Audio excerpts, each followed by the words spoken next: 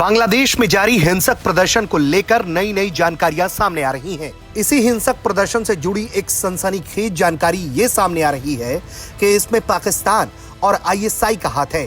बांग्लादेश में हो रहे जबरदस्त हिंसक प्रदर्शनों को लेकर भारत के पूर्व विदेश सचिव हर्षवर्धन श्रृंगला ने एक चिंता जाहिर की है और कहा है कि इसमें पाकिस्तानी आईएसआई और दूसरे लोगों का हाथ संभव है। ऐसा क्यों कहा जा रहा है, ये भी बहुत दिलचस्प है।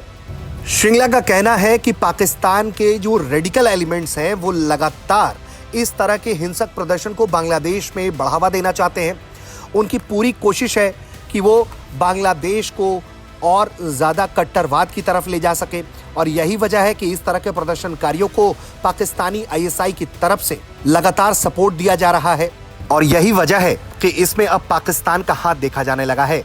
बांग्लादेश में इस वक्त आरक्षण के खिलाफ प्रदर्शन हो रहा है। वो क्यों प्रदर्शन हो रहा है ये भी जरा जान लीजिए। दरअसल बांग्लादेश में स्वतंत्रता सेनानियों को सरकारी नौकरी में 30% आरक्षण दिया गया। इसी तरह से अलग अलग कोटों में कुल आरक्षण बांग्लादेश में 56% है। अब जो छात्र इसके खिलाफ प्रदर्शन कर रहे हैं उनका ये कहना है स्वतंत्रता सेनानियों के परिवार को सरकारी नौकरियों में दिए जाने वाले आरक्षण को समाप्त करना चाहिए। उनका पिछड़े वर्गों, महिलाओं और दिव्यांगों को या धार्मिक अल्पसंख्यकों को दिए जाने वाले आरक्षण पर कोई आपत्ति नहीं है, लेकिन उनका कहना है कि जो स्वतंत्रता सेनानियों के परिवार को आरक्षण दिया जा रहा है वो गलत है, क्योंकि ज्यादातर लोग इसमें शेख हसीना की पार्टी से जुड़े हुए हैं। वहीं सरकार का कहना है कि स्वतंत्रता सेनानियों के परिवारों को इसलिए आरक्षण दिया जाना चाहिए क्योंकि इन्होंने देश के लिए बड़ी कुर्बानी दी है और अगर इन्हें आरक्षण नहीं दिया जाएगा तो क्या उन राजाकारों को दिया जाएगा जो पाकिस्तान के साथ मिलकर बांग्लादेश के खिलाफ साजिशें रच रहे थे।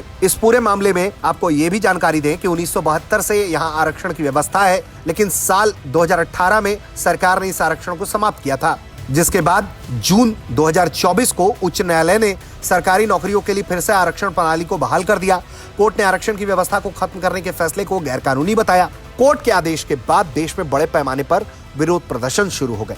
बांग्लादेश की शेख हसीना सरकार ने उच्च न्यायालय के फैसले को सर्वोच्च न्यायालय में चुनौती दी है। सरकार की अपील के बाद सर्वोच्च अदालत ने उच्च न्यायालय के आदेश को निलंबित कर दिया और मामले की सुनवाई 7 अगस्त की तारीख तय कर दी। उसके बावजूद भी लगातार बांग्लादेश में हिंसक प्रदर्शन हो रहे हैं। बताया जा रहा है कि इन हिंसक प्रदर्शनों में अब तक 100 से अधिक लोग मारे जा चुके हैं। वहीं 3 से 4 हजार लोग इस पूरे मामले में घायल बताए जा रहे हैं।